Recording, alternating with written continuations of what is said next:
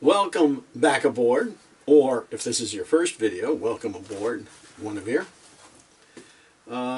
Before I get started on this, the last, I think, of the 4 Power Aboard videos, I'd urge you to go back. If you haven't seen it, please see number 1 to see our disclaimer on everything that's going on. This one, like all the rest, I'm doing little cards. The old brain, Cruisheimer's setting in, so I got to make sure I cover what I think I'm going to cover. I just saw something on the internet like 2 days ago, and I wanted to bring it out because I hadn't seen it before. A company is now building a solar panel with a controller built into it. And today's topic is controllers. Controlling the power aboard to get it into the batteries. And the different things that you can use, good, bad, and ugly ones.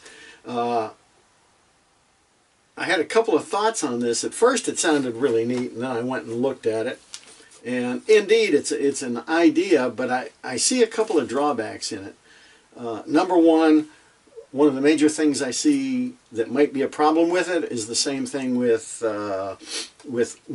when they used to sell a 1 unit. It was a TV, a VCR, a 8-track, whatever, all built into 1 unit. And that's if one part goes bad, you've lost the whole system. On a boat, I'm against that. I like independent things with backups. Now, it still looked pretty neat. One of the things that, if you're on a mooring and you're not going to be on the boat and you're only weekend sailing, yeah, this looks pretty good. You just bring it aboard, put it out in the sun, plug it to your battery, and everything is good. The other downside that I see to it is that solar panels are black. they just are. And they get really hot in the sun, especially in the tropics. Charge controllers are electronic devices, and they don't like heat so much. So I see a possible problem there. And the last thing that I saw that would make it a downside for me is the price. It's really pretty expensive right now. I expect that'll come down. From when we started cruising, and that wasn't all that long ago, at least to my gray hair it wasn't, there was a bunch of stuff that wasn't available that you can have now and at a good price. So I wanted to bring that up. I think personally it's just not ready for cruisers prime time right now with the price and the multi-point failure and things like that. So the whole topic of this video is charge controllers and what they do. You are going to need a charge controller if you're going to generate electricity, put it into the battery for use later on. There are a number of types, we'll get into that later, and you're going to have multiple charge controllers. So basically what they do is they test the battery and say how much voltage is in the battery, how much power is left in the battery, and then they control the incoming power and put it into the battery at the rate required. They all should have, at a minimum, if you're going to get one, a 3-stage facility to charge the battery. That 3 stages is generally broken down into bulk, absorption, and float. and I'll go into each one of those. Bulk is when the battery is low. You all of a sudden get electricity and you want to put it into the battery, so you start throwing electricity into the battery. Well, batteries can only accept a certain amount of power at a certain rate. If you put too much in, you cook the acid out of them, they get hot, they blow up, you know, and then for what you need. So if you were to think of this sort of like water, is if you had a big tub, bulk would be where you're just pouring water in as fast as you can. And say it, not a tub, but say it's a jar that's kind of conical. You pour in a bunch and you start coming up and you go, okay, whoa, okay, now I've poured in as fast as I could, but now I've got to start slowing down my pour. So that's the absorption rate, and you're bringing it up. And then the float at the end is like, the top is so big and you get a little bit of evaporation, there's wind going across, and you just want enough drops to go in to keep that water at the top level. So that's generally the 3 stages of charging your batteries. Each battery type, wet cell, AGM, gel, or the new lithium PO super batteries, require a different charging scenario. So a charger that only has one way to charge batteries may or may not work for you. You've got to check your battery type. Most good battery charge controllers are going to have the setups for these different types of batteries. You can't charge a gel at the same way that you charge a flooded battery. You'll damage one. You can't charge a flooded battery the way a gel, or you'll damage it. I think we went into that over in the last one about batteries. So let's talk about charge controllers. First charge controller that you have, and you probably already have it aboard your boat, you just might not think about it as a charge controller, is your dockside charger. We just call it a charger, but it is a charge controller.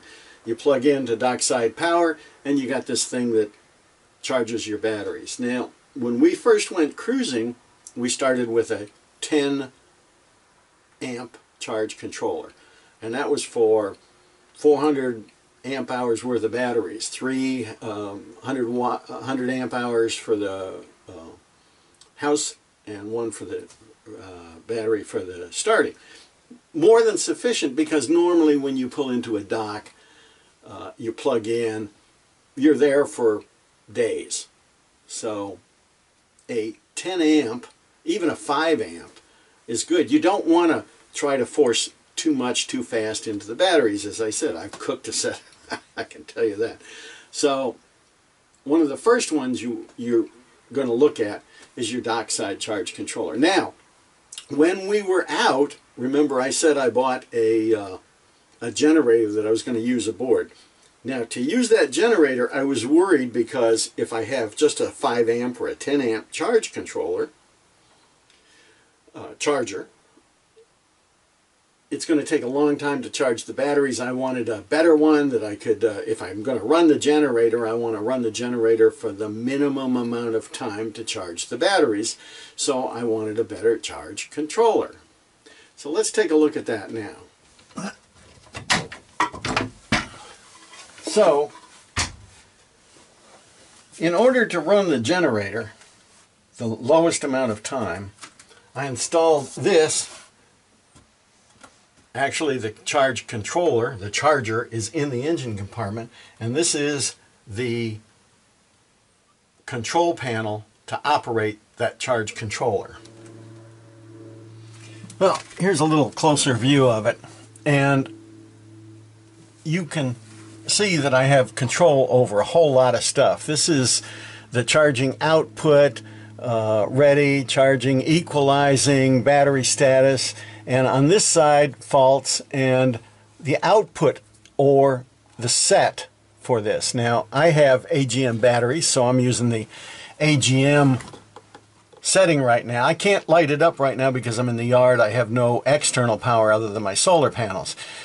So realistically, I'm admitting here that I bought this setup to run the generator for the least amount of time. If you watched the last video, you know I never actually got to use the generator. It was just, it just didn't work out. So when we go into the yard, when we go into a marina and tie up and plug into shore power, I always come over here and put my maximum output percentage as low as it will go, the 20% range. Low, slow, steady charge works best. So, and then I watch to see that everything's going okay. So I would advise that a 5 or 10 amp charge controller for your shore power is just fine. Now, the other thing that I would suggest for your shore power charge controller is something that a lot of people will probably balk at and not like, is that you have it in an area where it's not hardwired into the ship's electrical system. Have it so that you can plug it and unplug it when you want it and when you don't want it. And I'm going to go into why you might not want it plugged in later on. The next charge controller that you undoubtedly have aboard your boat, if you're cruising and if you have a motor, an engine, is your alternator controller. Now, if you're using an internal controller from your alternator, I'd suggest you get an external one. Now, we installed a Belmar 100 amp alternator, actually 120 or 130, I can't remember what it was at the time, with an external alternator controller. Again, you want to set it up. When you get it, it'll ask you what kind of batteries you have, and then it'll set up for 3-stage charging. You really want to have that 3-stage charging. Ours has worked flawlessly the whole time we've had it. I installed it, and like I said, my memory's going, so I can't even tell you how long it's been, and it works just fine. I watched the alternator spin up. I start the motor, and I watch on my gauge that tells me what the electrical system is doing. It slowly spins up the voltage going into the battery so that I don't put a shock load on anything, and it controls it and ramps it down when it needs to. So an external alternator controller is very handy, and if you're really going cruising, I'd suggest you look into that. Now let's get into the meat of the matter. What the real workhorse, once you head out and you're not using dock power and you're not using your engine to generate power, which is a bad thing to do, just to generate power. Good when you're moving, not so good just to run it to generate power, is your charge controller for your solar system, is what I'm going to talk about here. If you have a wind generator, you're going to need a different type of charge controller than what I'm going to talk about here. They work the same, but we had a friend in the Sea of Cortez, and unless things have changed a lot, he tried to run his wind generator through a charge controller like we had, and he burned out 3 of them fairly quickly. Suffice to say, I'm going to talk about solar charge controllers. And when we left, we went with a Morningstar 30 because I wanted the extra amperage capability in case I added solar panels along the way. I'm a big proponent of multiple things doing redundant stuff. Now, this charge controller was state-of-the-art when we left, and it's called a PWM, or Pulse Width Modulated Controller. And what it does is it takes the panel voltage and the amperage and puts it to the battery where it charges the battery as much as you want. Okay, now, Okay, no geek stuff. I'm going into the oversimplified, warning, warning, warning, oversimplified description.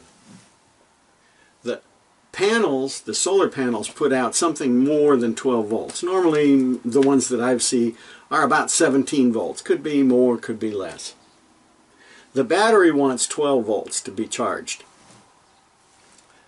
A PWM charge controller takes the 17 volts from the panel, runs 12 volts into the battery. That extra 5 volts gets thrown away. Oversimplified. In the comments below, I've got links to more technical stuff if you want to investigate. So, like I said, just oversimplified. When we left to go cruising, this was state of the art. This was the only thing we could get, and this was the best thing that we could get. About a year or two after we started cruising, everybody was talking about what's called MPPT, or Maximum Power Point Tracking charge controllers. Everybody was raving, greatest thing since sliced bread. Okay, at the time, we put this in, and at the time, first time we heard about the MPPT charge controllers, they were in the neighborhood of $400 to $800 for the same thing that this did, just did it more better. So we stuck with this for quite some time. It works. We are now changing to an MPPT charge controller. And warning, warning, warning, oversimplified. The MPPT charge controller takes the 17 volts from the battery, looks at it, sees that the battery wants 12 volts, it takes the extra 5 volts and drops it in underneath and uses that power so that the battery gets the full power of what the panels are putting out. Once again, in the notes below, links to stuff. In essence, an MPPT charge controller will get you 10 to 30% more usable power out of your solar panels than a PWM charge controller. I have recently purchased an MPPT charge controller that I'm going to install right here. So, this is what I've recently purchased. Not really an unboxing, just showing you. It has the same setup screen, solar panel in, battery out, and a load out, so that I can have it turn things on and off depending on the time or depending on the condition of the solar. If I've got plenty of sun, I can turn that, and the batteries are charged, I can have that turn on and operate things. What I did is I made a cardboard mock-up of this and then made sure it would fit in the exact same spot as this fits. Now I'm going to have to, I think, put a little fan to go on the back of it underneath to push air through to keep it cool. In the tropics, we had a few times where even with the engine door open, the alternator would shut down because the temperature of the alternator was reaching its maximum. One of the neat things with modern stuff is that this is extremely controllable and reports to you exactly what's going on with your batteries. I purchased, now it has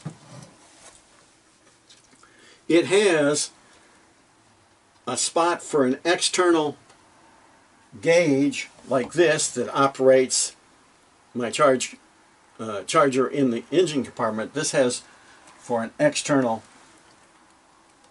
gauge to tell me what's going on, to set the battery voltage, to set all of that stuff. But I purchased this to go along with it, which is a little tiny box that uses a RG cable to plug in and unplug. This one is a Bluetooth enabled device, so that when this is working, when I plug this in, I can use a cell phone or my computer, turn on the Bluetooth, and I can not only set if it's a flooded, gel, AGM, any battery type. Not only can I set it, but I can set the parameters of charging. I can set that the bulk goes a little longer or a little shorter. I can set the voltage that I want it to change on down to like a tenth of a volt, so that it's constantly tracking things, and I can see exactly what it's doing. Now remember, I said before that the good, the bad, and the ugly on charge controllers. This is PWM, good. MPPT, better. Now, the ugly is when you go to purchase or look to purchase an MPPT charge controller, be very cautious, because there are a number of dishonest people out there which will take a PWM charge controller and just stick a label on it that says it's MPPT. This thing is heavy. It's got stuff inside, again links to the bottom, that are required to control how it changes and puts the proper power into the battery. A PWM controller will certainly work, and you'll think it's working just fine, but it might not be giving you what you really want. Now, remember I said when we first started cruising, or not long after we started cruising, this charge controller was in the neighborhood of, $400, $600, $800, maybe more. Okay, I just purchased this one for less money today, not adjusted for inflation, than I paid for this one.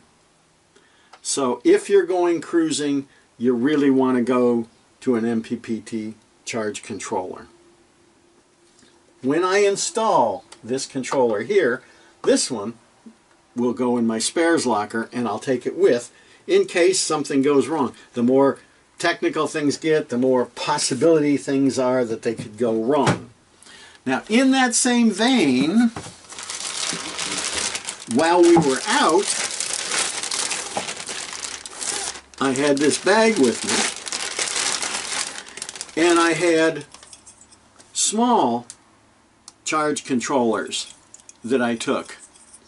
And what I like about these little charge controllers like this is they're handy. We have a hookah, an electrical hookah gear for snorkeling, for cleaning the bottom of the boat, and it runs off an independent 35 amp hour gel, or not gel, but AGM battery that we take with us. I will take an extra solar panel, one of the older ones, or even once the boat is charged, I can pull off one of the panels that I'm on, plug it into this controller, and this controller then charges that 35 amp hour battery separate from the house battery in the boat. So you might want to pick up one of those. I also, it would not handle a full load of all our solar panels, but it would handle a few of them in an emergency. So that's my backup. One of the last things I'd like to touch on, I probably missed it in the very first video, the using power aboard, but one of the things that I think is important is that when we're cruising and we're out there for months at a time and stuff like that, doesn't mean that we don't use 110 power. We certainly do. We did not go with the big charger inverter that everybody tries to sell you.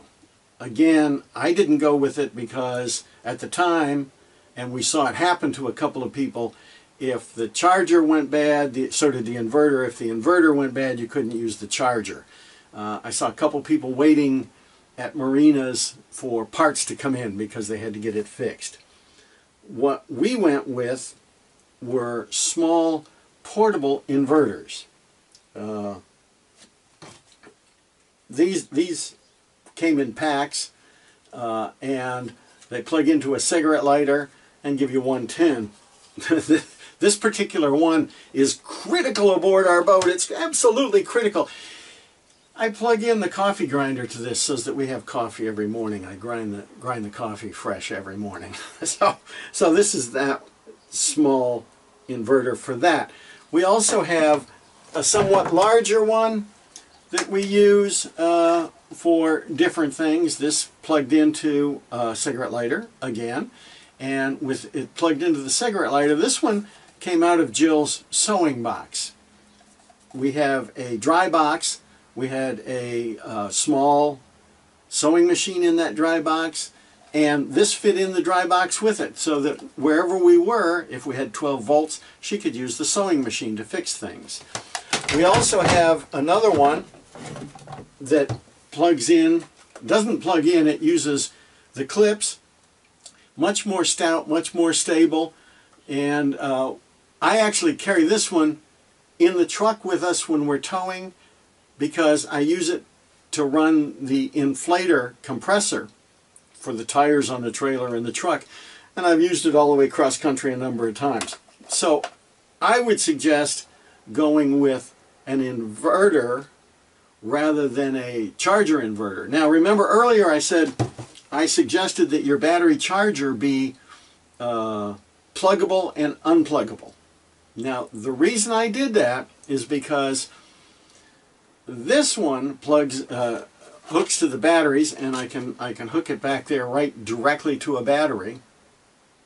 And then I make up a cord that has the normal 110 socket, but it has that same socket on both ends of the cord.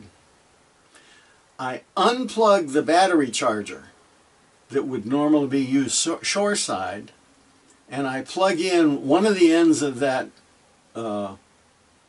double-ended cable to it, plug the other end in here, and now all our 110 sockets aboard are live. So it's just the same as if I had all the 110 sockets as I was when I was ashore. The reason I unplug the charger is pretty simple. You know, I don't want to use this to be charging the battery from the battery, you know, you get the drift. So that's the way we handle the 110 aboard. Like I say, critical items. Now, I've gone over everything fairly lightly.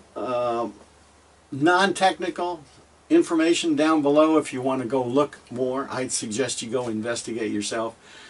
If I've made any errors, let me know.